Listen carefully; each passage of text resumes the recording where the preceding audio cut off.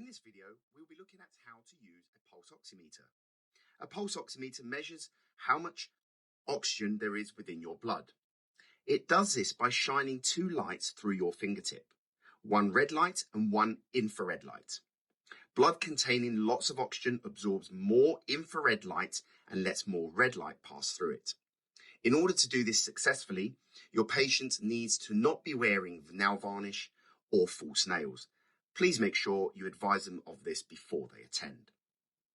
To use the machine, firstly make sure that you have suitable batteries installed.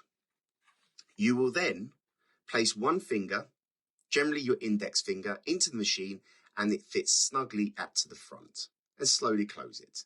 The machine will now show nothing on the screen until you press this button. Press the button and it will take about 3 to 5 seconds for it to register to give you your result. Now the top number shows you oxygen saturation and the bottom number showing heart rate. This will refresh every 3 to 5 seconds.